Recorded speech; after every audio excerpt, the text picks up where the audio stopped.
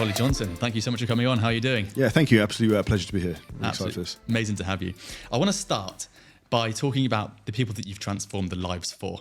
So you've transformed the lives of over 8,000 men and women. You were named Forbes is one of the top 3 coaches in the world. And you've just received your second 2 Comma Club from Russell Brunson, right? We can't gloss over that one because that means you've done over $1 million a year through your funnel twice, which is unreal. My question is, what happened in the past that will help me understand the journey that you've been on and who you are today? I would say thinking I failed life at 21 when I came back from doing a ski season. All my friends were coming out of university, getting good jobs. I had no degree, pretty shabby A-levels, and went into an estate agency job making 12 grand a year as a basic salary, thinking I'd failed at life. That gave me a lot of perspective. And what I think is interesting now with perspective is I look back and thinking that I wouldn't be the person I am now if those things hadn't happened, and if I'd gone into the system of maybe a university degree and a corporate job, if that makes sense. Yeah. So why did you think, what you failed at? What was wrong? I think that I realised that maybe I had missed a trick in terms of getting an official degree, and that maybe was going to hold me back in terms of my potential, because I didn't realise, like in 2000, when was that, 2010, I show my age, there wasn't necessarily online businesses as much or as such as there are now. There was a big barrier to entry in terms of starting your own business. So if you're 21, 22 years old and you're ambitious and you're young and you want to make money, but you've got no real experience, you've got limited skills to some degree, where do you go? And for me, I remember it to this day when the time I applied for this job, I came back from the gym. A friend of mine had got a job as an estate agent, actually at Knight Frank.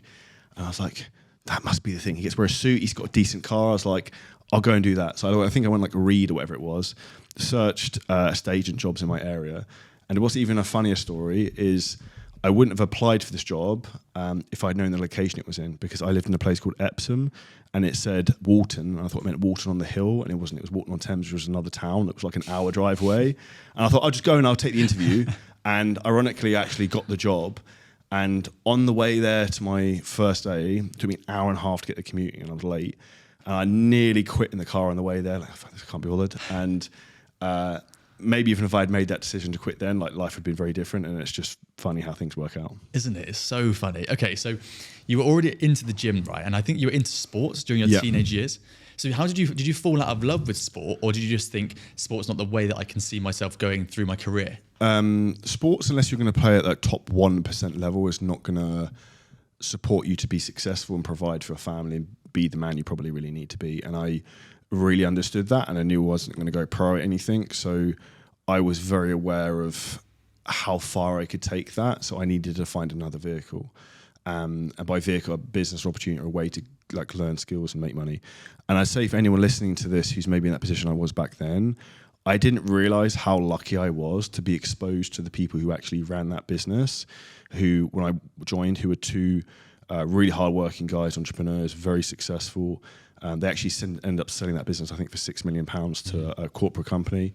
But I got to see how they ran a business every single day and how they operated to get the most out of people. And I think that's where I learned a huge amount of skills, and I was paid to do that I'm now reaping the benefits from further down the line.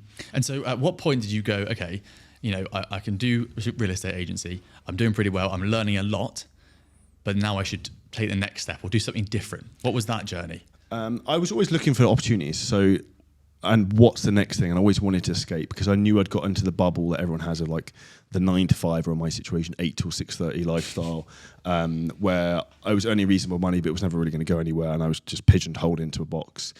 Now, what I used to do, I remember distinctly, I used to drive around in my leased Mercedes back then and listen to Gary Vaynerchuk and Grant Cardone, like podcasts all day long. Because all I was trying to do was I was like trying to learn sales, like how to make money from Grant Cardone. And then Gary V in terms of basically social media marketing, how to build an audience, how social media really worked. And in my brain, I was like, I'm going to amalgamate both the 2 together. And then I just needed a vehicle of what to put them in. And then I saw what was happening in social media and fitness. And I had a background in fitness anyway. So then I was like, this is the golden goose opportunity I need to jump on. And I started to go into that. And I remember, this is what happens to a lot of people when they try and change to do something new. people were literally saying to me, like, who the fuck does Charlie think he is? Why is he posting this type of stuff on the internet? Why is he posting topless photos? Like, who does he think he is? And I know who those people were. And I remember seeing one of them maybe 2-3 years ago. And you know when you like look at someone and no one needs to say anything, but like they know and you know, and it's like, for me, I was like fucking like two drinks then. But the biggest thing that comes from that is the amount of times that something could maybe potentially stop me from achieving what I want, but I just had to be ruthless and like tunnel visioned in terms of like seeing it through to the end. I think that's brilliant. It's the best way to do it, isn't it? And there's so much to unpack there. I want to get into the business stuff in a moment, but I want to keep digging into why fitness, why sport? What did you like about it? What did it give you? And what were the difficulties that you had in health and fitness when you were, before you became an estate agent, that sort of your teenage years, I guess? So when I was younger, I used to struggle with being overweight. I then got back into rugby, trying to get back into shape, and I had no clue about nutrition. So like back then, there wasn't really social media. No one really knew what you're supposed to do. And I remember I had a weird phase. I didn't like drinking water, so I used to drink orange juice all day long. This is like shitloads of sugar. So there was weird things I used to do, and they used to set me up for failure. And I also had other like biomechanics issues in terms of really fat feet, which caused me a lot of issues in terms of I was playing rugby with injuries. But the reality is, for me, the thing I love from fitness and why it's made me very successful in business is fitness is the easiest thing to be very successful in, because you control what you eat, you control what you do every day. There's no external things really affecting your own results. Whereas in business, there's loads of other things that can happen, right? So like COVID can happen, the economy can tank, a new software could come out and replace you. But with fitness, you control everything. So for me, it's like, I really understood, okay, this is something I can completely control. And then the big thing that happened that completely changed my life is I actually got someone to coach me. So to help me in terms of nutrition, in terms of training. I got in really good shape. I did a photo shoot like before other people used to do that. And I was like, this is the secret. If you want to go far, really fast, pay someone who's done the thing, can teach you to do the thing, you get the end result, ta-da. And I was like, so all I have to do then is pay someone who knows what to do and just execute what they tell me to do, and I get the end result.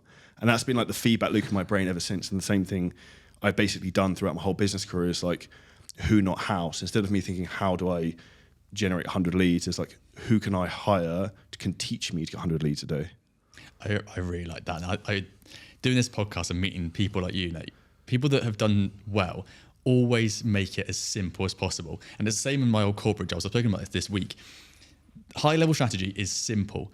It's the low level strategy that people get sort of stuck with. They're trying to look for those magic pills. They're looking at those shortcuts. But actually, it's simple. And there's an African proverb which says, if you want to go fast, go alone. If you want to go far, go together, which is exactly what you just said. I don't think people don't do that enough. They don't say, who can I have to teach me? And you did that from an early age, right, to get yourself into the fit sort of position. And it's interesting that, when people get into incredible shape and make money from it, it tends to be because there was something that makes them go, I want to change how I look, how I feel in my body. And then you start to look at that and bring that towards business as well. Not everyone does that business side, but it's interesting to hear that you've gone through that journey and then literally applied it into business. I think that's really cool. So whilst you're at the estate agents, at what point did you go, right, I need to now look at my business brain? Because real estate agency has got an entrepreneurial flair into it, right? Because you're commission based, a lot of it. So you've still got to make your money off your own back. So at what point did you go, okay, I'm making money for someone else, and now I want to make money for myself, and I can start to make that pivot towards Charlie making money, not the company making money? I had always wanted to actually do that to make money. So I remember even trying things like Forex trading, all that types of stuff. And like, I made a bit of money and then I lost it all and like all that type of stuff. And actually a side note in terms of how I was successful as an estate agent at the beginning, I became the manager of a branch making like £1 million a year when I was like 23, maybe. It was retarded when I look back at it. And basically actually how I got ahead was like, I worked out this system of like, what's the game? So like business is all to do with like leading indicators, right? So like if you're an estate agent, for example, it's like booking viewings, like good quality viewings. In my fitness business, it would be booking like good quality sales calls with fitness prospects. So I'd identified that all the leads came into the central computer and reception every day. That would basically be the hot leads from Rightmove, whatever. So what I would do is I would get in before anyone else, take all the good leads from the computer, and then I would automatically win. I was the highest performing sales consultant they had by a mile. And that's how I became the manager. So I've always thought outside of the box of like, how can I solve this problem? Or like, what is this like, what problem does this solve? Which is when most people don't really think when it comes to business or anything generally. But in terms of business acumen in terms of me thinking outside the box of like stepping outside of that. I think the penny really dropped the first time I had someone pay me any money for fitness coaching. And I look back and I was charging £40 a month and making like Word document PDFs and sending them to people.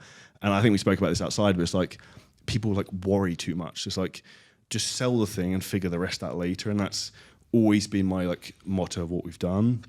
Even with the business mastermind, we have 7-figure scaling systems. I did the same thing. I sat down for like 15 minutes, had a coffee. It's like, this is what I'm going to do.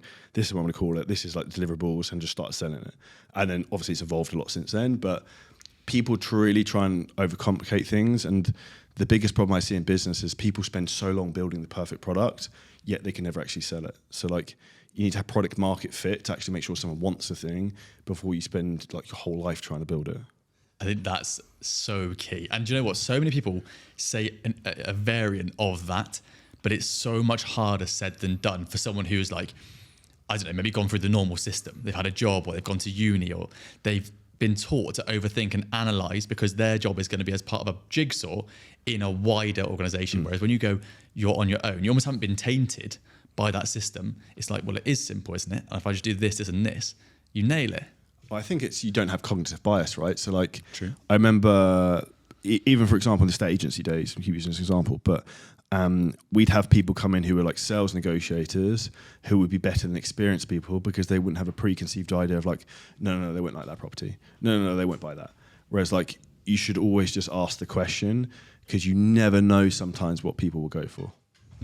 I think, well, distance from anything is going to be helpful, right? You see, you speak to like some business consultants, and if you just start questioning them, they haven't got much of an idea. But when they go to a business, they can make impactful change because they haven't got that bias, which is exactly what you're saying. That's really interesting. So when you look at working with a new PT client, how can you go in without that preconceived conception or perception of what you need to do for them? Do you have that unbiased way of looking at it, or do you know this is what I'm going to do for you because this works? For fitness, I say, and the fitness clients we work with, I say it's different. I'd say there's a much more of a stereotype type of person because it's like the body's very simple in terms of the way it works, a lot of degrees. Because like we said earlier, there's business as external factors and there's a lot more variability. Whereas if you've got a 35-year-old male who's white, Caucasian from London, and he eats a normal diet and he goes to the gym 3 times a week, there's probably a variance of how much difference you're going to need to give him. Whereas if you looked at different businesses tend to vary more. So I'd say in fitness, I don't think it matters so much, but I would say in our business mastermind, when we look at people's businesses, there's even probably more variation in that because people would target different niches, have maybe different backstory themselves, different strengths on different social media platforms. So for example, if someone's looking to sell fitness programs, use that example, and they've got a huge following on YouTube, you wouldn't suggest them to like put all their eggs into maybe Instagram lead generation as an example. Okay, so let's take you back to the estate agents. So you're the manager, you're making a lot of money and you're happy, but you've still got that little itch you want to scratch of, I could be doing this all for me rather than for a business, right? So what's the first steps you started to take? You said you started posting online. You maybe had some clients before you left. How did that sort of start to manifest? So I just started to build up my social media presence, started to generate clients. I was even coaching people who like worked in my office while I was managing, or like their partners and weird stuff like that. And that really just steamed rod from there. And at the point, I probably could have left my job 6 to 12 months earlier, but I was too afraid to jump ship till it got to the point where I was like, I remember the 2018, I competed in 2 bodybuilding shows, training twice a day, was managing like 200 online clients and working full time. And like people say to me now, you don't have time. It's like you're just not prioritizing your time or using your time efficiently. And I think that's where your ability to then at some periods of your life, like go to like level 10 in terms of how much you can push yourself is important, because when you come back to normality or you have less of a workload, it's then very comfortable. And I think what I see a lot of people say in the gym or even in entrepreneurship, most people don't push themselves far enough to like extreme fatigue, so that they always think they're tired, but they don't really realize there's another level they can go to if they really need to. Yeah, I think that's really, really true. And in any of that journey, did you feel imposter syndrome or burnout? What was your relationship with sort of those emotions? Or all the time. And I would say for anyone listening to that, I say, and you going through that, I say that's completely normal and it's good. And I think if you don't feel anxious and you don't feel slightly paranoid that things are going to fail and you don't feel imposter syndrome, you probably don't care enough. I would say I still probably get overwhelmed maybe 2 days a week now of like having too much on my plate to manage, but that's because I'm really trying to push to get to the next level because I don't want to be comfortable. And I think people just need to understand there's maybe seasons of life, and the way I look at it is I'm in a season of achieving at the moment, just trying to really take things up, and then when I want to have a season of maybe not trying to push as much, then I can do that. And I think understanding where you are in that spectrum is an important thing. But I think overwhelm and anxiety is often down to a lack of certainty and not really knowing what you're trying to do, or also like what are the core values of who you are and what you want. So I know for me, for example, the 3 biggest values for me is business, wealth creation, second is fitness, and third is travel. So as long as I have like alignment in terms of what I'm doing every day towards those 3 things, I'll be happy and like not jump out of bed, but I'll be happy and can keep going. And I think in terms of where people like feel overwhelmed and tired and struggle with work-life balance is like, use your brain. If you feel tired, maybe have a day where you go to the beach if you live in Dubai for half the day, or take 2 days off. Like, use some common sense. And I think what's difficult is we live in a society in terms of entrepreneurships now, and this is really, really weird in terms of the framework of that you set up your own business, so you get time freedom, location freedom, financial freedom. You start the business, you get success. You then correlate that the input of your work correlates the output of the business in terms of results. So then you think you have to put more input in to get more output, and then you get stuck in this hamster wheel of grinding yourself to death.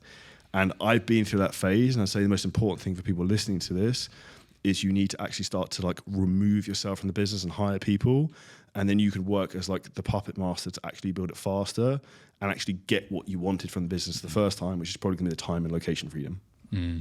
And as to use that as a reference, you said before we started this, you're quite into like vision boarding, and your background on your phone is the things you're going to do next and achieve next. How important is that to you in terms of stopping yourself from burning out or going a little bit too far? You know, you've got that goal of one of your 3 values to look at or to work towards. Huge, because it keeps you aligned with the decisions you make every day. I'll give an example. I have an investing strategy for the next 4 to 6 months in crypto. And I nearly got impulse bought a house 3-4 days ago because I got offered a house and it was a really good investment deal. And I was like, oh, I should definitely take. And I was so close. And I was like, stick to the plan. But like, and this is where you have to plan and strategize things, and also think that I could have gone and bought the house and I could have done the other stuff. But I was like, it's probably going to stretch me. And also I'm going on holiday for like 3 weeks and 2 days. I don't want to be overly stressed for the next 3 weeks in case work is a bit slower. So sometimes understanding that business is a long-term game. Don't put all your eggs into one basket, like, and blow yourself out the gate just trying to be greedy and go too quick. You have to look at some type of continuity.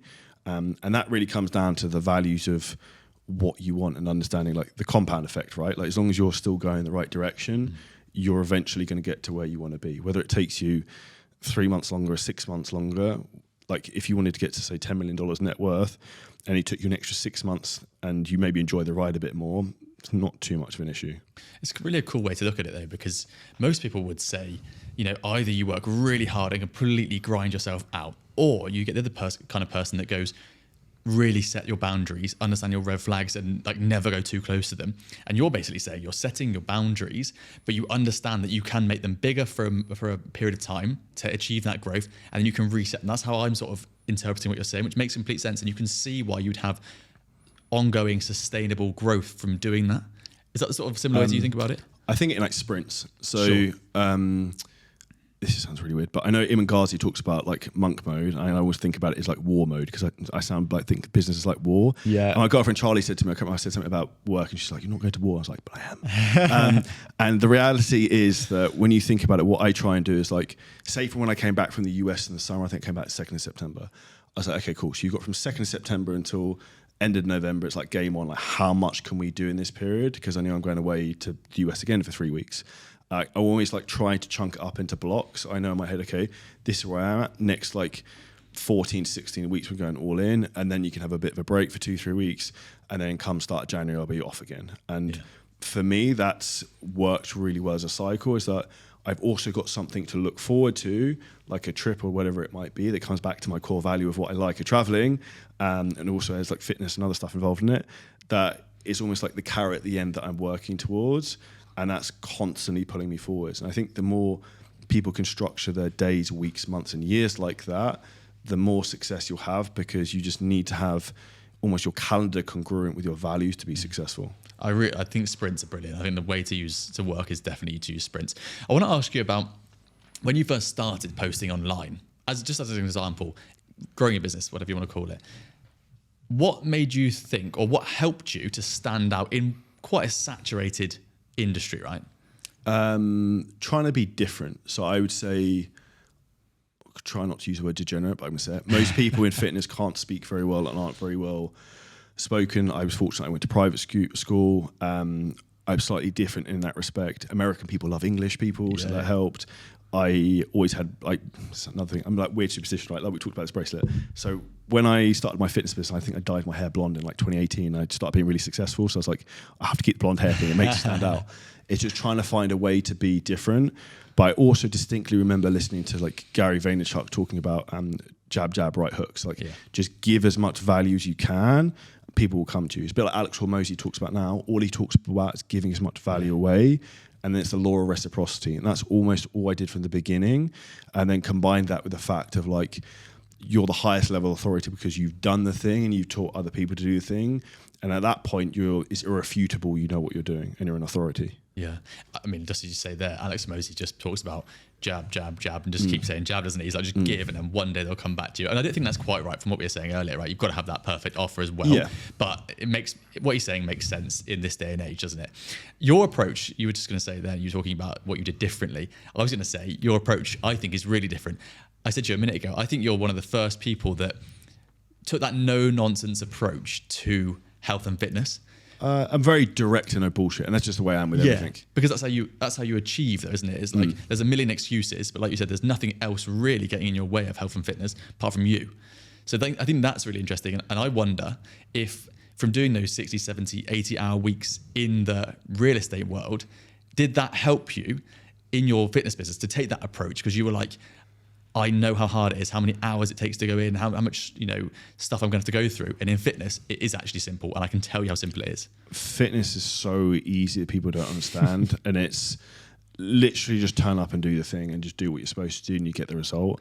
And for me, not that you should be ruled by fear, but one of the things I initially set up on my like Trello vision board is a picture of a suit and a tie. And it's to remind me to never go back to where I came from. And I think the day I left my stage, I don't think I've ever worn a suit since. And for me, not you should necessarily be driven by pain and fear, but it's just a reminder of like, I used to work 8 till 6:30 and commute an hour each way. It's like, I don't have life that bad when I roll out of bed and just go sit in my office overlooking Dubai Marina. I think I have to work a lot. It's like perspective of hard. Yeah. And I think that sometimes we can lose that as entrepreneurs. As your business grows, you lose the perspective of reality, which actually is one of the other reasons why I like traveling, in particular if you live in Dubai, that's a weird bubble. It gives you different perspectives of other parts of the world, which I think makes you a more well-rounded human being. I think it's a really good way of looking at it, isn't it, as well? Because also, a lot of people aren't in the position that they can do those different things when they're in the early stages of their business. And you're listening now, maybe you're like, oh, it'd be really good if I could just do these things we're talking about. But actually, there is still ways you can do it, right? There's still sort of formulas where you can grow in certain ways, and you can have people help you with outsourcing bits, or you can make stuff more efficient. We were speaking to Daniel Priestley earlier, and he was talking about people are using AI wrong. You could have a business plan, a landing page, an acquisition plan, everything done in 15 minutes, but people are using AI to help write their Instagram captions.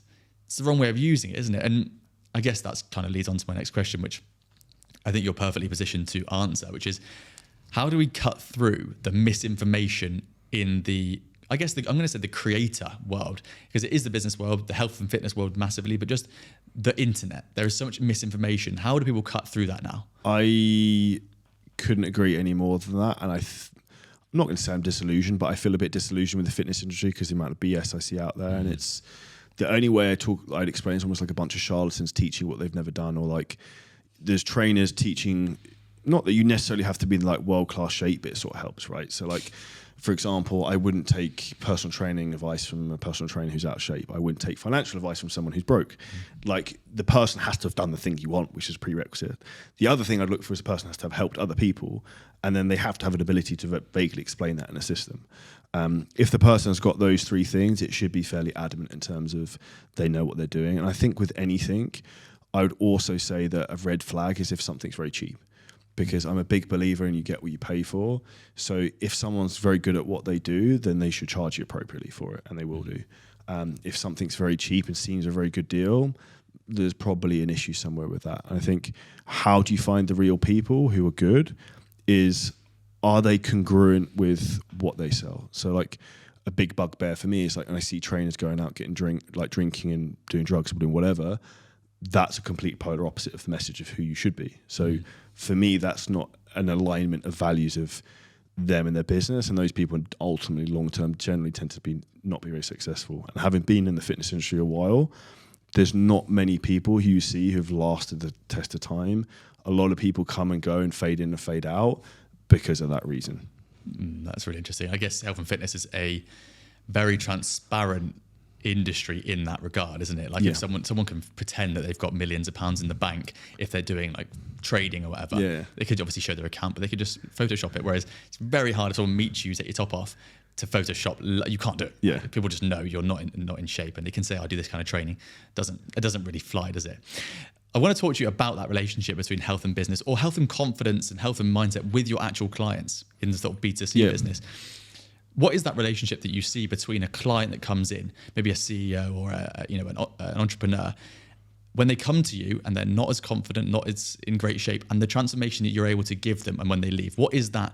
What happens to them that you see? The best thing I'd ever say you can see is a smile in their face, like a before photo and after photo. Not that everyone has to submit a photo, but you can see it in people's faces. Just they look like a happy, different person. Because the reality is, we all know deep down if you're not happy with where you are right now. And the problem is that too many people, particular men, are afraid to reach out and ask for help. The reason I've managed to change my life multiple times is whenever I get stuck, I'll think the who not how scenario of like, rather than spending 10 years trying to figure this out, who's the person who can solve this problem, and ask them to help me. And I think that's where people don't understand that your body is the vehicle you have for life. And if you're, for example, a father and you want to be around to see your kids to like get married and like live a long time, it's important you put your health first. If you work in a corporate environment, you being in good shape also helps a lot, because people are going to have more respect for you. Like I automatically have no respect for someone who's not no respect, but I sort of do if someone's very out of shape, because that says a lot in terms of like their personal discipline and habits. And if that's what you can't personally look after yourself, how will you personally look after your business, look after my money if I give it to you for investment? Like, what does that say about you as a characteristics person? And that's the beauty of health and fitness, is like you being healthy and in good shape. No one else can do that for you. Like no matter how much money you have, you actually have to do some of it for yourself. So ultimately with that, you need to be selfish to be selfless, and you have to put yourself first to be the greatest version of you, to then like lift and help up everyone else around you, whether that's like the people who work for you, that you inspire them, or whether it's the kids you have, they look up to you, because in particular, children are going to mirror their parents. And there's nothing sad you see when you see kids who are like maybe 5 or younger who are overweight, and you look at their parents and the parents are really overweight, and you can just see what's happened. And that's ultimately the parents' fault, whether people want to admit that or not. I completely agree. I think being healthy, not necessarily super fit, healthy in good shape, I think it's one of the highest forms of self-respect. And I completely agree that it shows, in business, it shows consistency, it shows discipline. And then in health side, it shows loads of things. You look after yourself, you look after your family. There's so many things that it works for. I think it's completely, I thought you might say that kind of thing, and I think it completely resonates with what the listeners will be thinking. I wanted to move the conversation from B2C to B2B. Because as I mentioned at the beginning, and this is really cool, what we just talked about misinformation, right? The cool thing about the 2 Comma Club Award, like we said, is it shows that you have had over $1 million put through a system, which basically counts it, in 1 year. You did that once, and then you did it in a separate business. And so what I want to know is, what did you learn from the first business to then put into the second business to make it go so quickly and so successfully? It's interesting you say this, because I actually said this on our team meeting earlier on, and because this came up, even like last 3 months, we've had like exponential growth, like probably nearly doubled in size. And I can see a problem before it arises just from experience. So like operationally, I'm like, yeah, we need another person to come in to fill this hole because that's going to be a big problem. And that's when you can get a business to scale really quickly, is when you don't have a point of constraint, because I can see what's going to come the point of constraint before it gets there. And business is just problem solving, right? It's like, what part of the puzzle do we need to fix and work on right now? And as long as you allocate your resources and focus in the right area, you'll continue to grow. And for probably pretty much any business, or like an online coaching consultancy business, you can have lead generation, sales, and fulfillment. Now, where most people tend to get stuck is lead generation, and then they can't actually generate leads. Then we get sales. So we've got a sales team, we've got 4 outbound phone dialers, 2 closers. I'll take some calls as well. And then we also we were starting to get trouble in terms of fulfillment because we were onboarding so many clients. We've now fixed that as well. So we now go back down the merry-go-round to, we need more leads and we need to sell more people, and then you go around. And as you scale your business, you just like roll between those 3. And ultimately the job of a business owner and a CEO of a business is literally to be like, okay, this is about to become a problem and a fire. I need to put this out before it even comes out, and having a clear vision of where you want to go. I'd also say that I love the saying, I never understood it until I'm in the position I'm now. If everything was taken away from me, I lost all my money, all my social media accounts, everything, and I had to start again, I still have all the skills I have, and I have the network of all the people I know. So like within 12 months, could I get another business to make £1 million a year? Easy. Because I know how to do it all. I know the game and I know all the people. So when you're at that point, I'll give a quote. A mentor of mine, a guy called Craig Ballantyne, I don't know if you know him, I was working for maybe 6 months, really, really helpful. And I was at a point where I was getting really stressed in terms of our fitness business, and numbers had dropped a bit. And he said to me, like, you don't need stress. He's like, you're the equivalent of like a made man in fitness, like the mafia. It's like, you know him, you know him, you know him, you know him. It's like, you know enough smart people, you figure it out. So just chill out. And I was like, I always really remember that. I was like, I never thought of that analogy. And I think that's where people need to understand, like, life is a game of skill acquisition.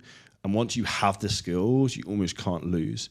It then just comes down to making the right choices and decisions every day. I think that's really, really interesting. I think that is a lot of what the grind is as you're coming up into making the mistakes. Exactly, yeah. Coming up and being like, okay, I can't just do this from sitting in a bedroom. You've got to go meet people and make mistakes and failures, and then don't hide behind them, own them.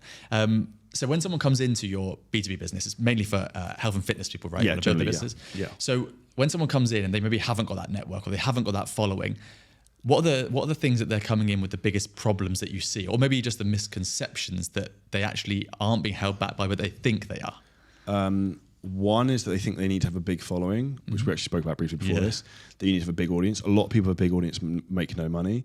2 is they don't believe they can charge higher prices for their products, which is a complete fallacy. And number 3 is they have no sales skills or ability to sell. I would suggest for anyone who, if you never want to run out of money in your life, learn to sell. Because like you can go into any industry, any different offer, and just sell that. Like offer creation sells. You can just keep pivoting as times evolve. I would say those are 3 things most people struggle with.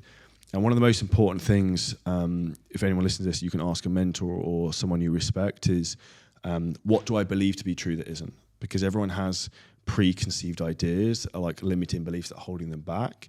And my favorite thing that happened, I said to everyone, that's why I'm just like so passionate about this, is that like, it doesn't matter when you sign a first fitness client if they pay you 3K, 5K, whatever it is.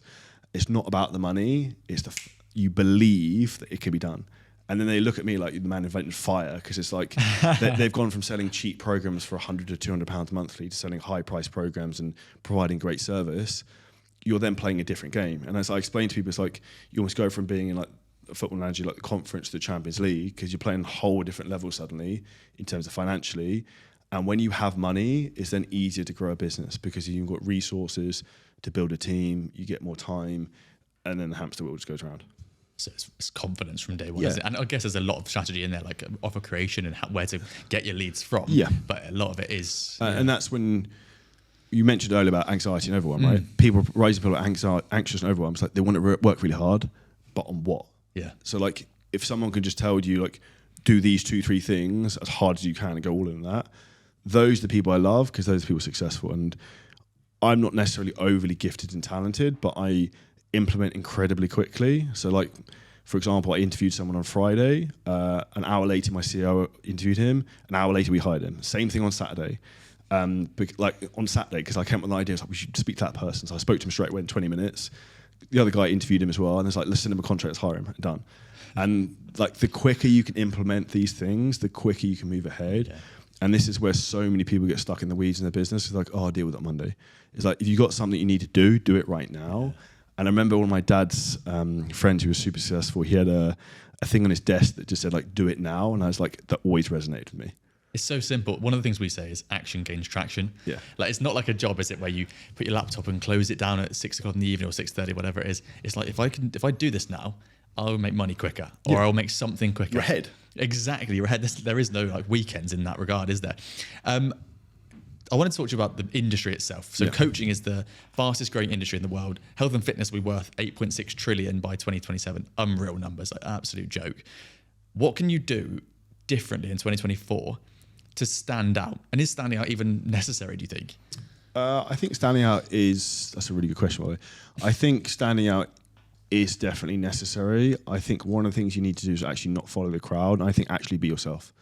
Because what I see, if we just look at social media rather than strategies, there's too many people who are becoming like performing monkeys, all doing the same shit, which is why I mentioned earlier I'm a bit disillusioned with it, because no one's actually like being themselves and being transparent. Like if you just document who you are, like actually Gary Vee says it, and I did this for a long time, like you don't create, you document, or the other way around. Like just document who you are and show the journey of what you do. Yeah. And that's literally the process, because then you're actually showing the truth of like, this is what we do, guys. This is how we help people. This is what I do personally. Like, come be aligned with me. And that's any potential client, customer you have.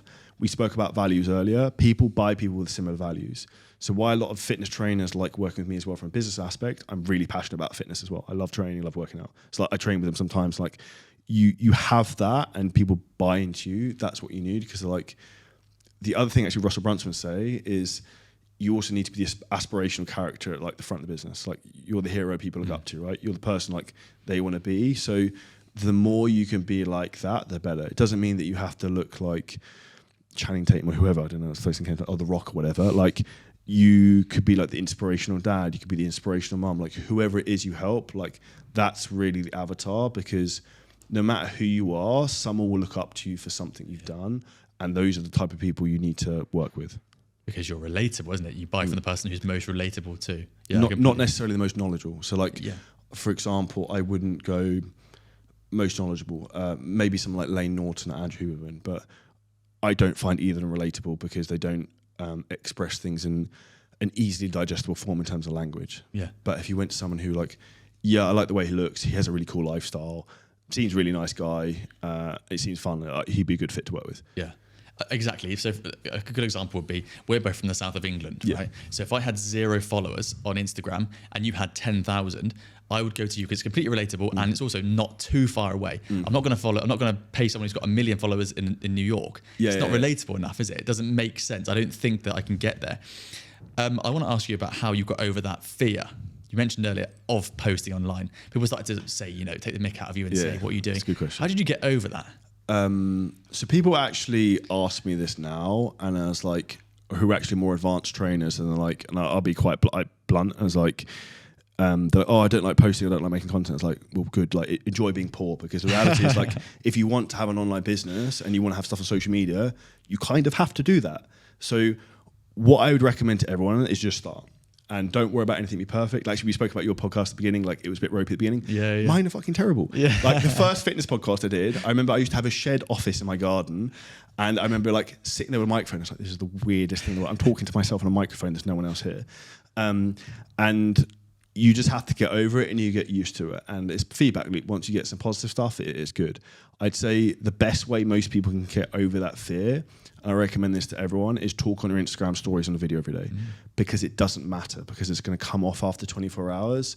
So you can just say whatever you want. If it comes off, you're cool. And you eventually get used to talking on camera. I remember the first time I even did a YouTube video, someone stuck a camera in front of my face and I was like, what am I supposed to say? Whereas now I can just freeball and you just go into it. But it's like anything. You're not going to be good at something you've never done before, and it's going to take a certain amount of reps there. And actually, Alex Hormozy says like 20 hours, you can get pretty competent at anything.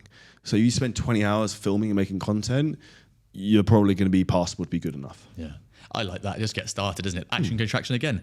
As I saw something this week, when Cortez landed in the Americas in like the 1500s and he burned all the boats, and he was like, either we take America, or the Americas, I think it was Mexico, or we die because we've got no boats to get back. It's almost like that seems really aggressive, and that's the same, entrepreneurship is war we were talking about earlier. But it's the same thing. If you just start doing it and just say, I'm not going to care. What's the other choice? Exactly. My final question for you is, if I took away everything, plus 500,000 plus followers you've got on Instagram, other places, whatever, I know you've still got the knowledge, what would you do? As in business, or if I wanted to do the same businesses again? Yeah. If I was going to start again and do exactly the same businesses, I would start making viral content on Instagram. Here's a hack for anyone, I would buy an old account from someone else in the US that was like someone's dog account, because if you have an old account that's aged, it's much easier to go viral. So I'd buy that from them. I would then focus on making something super viral and start making viral content to get traction and build followers on that. I would then outbound message every single person who follows me and start selling them programs and get them on the phone and sell them stuff. The simplicity in terms of any coaching business online, you do two things to make money: is you book calls, you close calls. I'd already have the ability to book calls, I already have the ability to close calls, that's fine. So I just need the carrot at the front with the viral content to pull people in. I can figure out the fulfillment afterwards.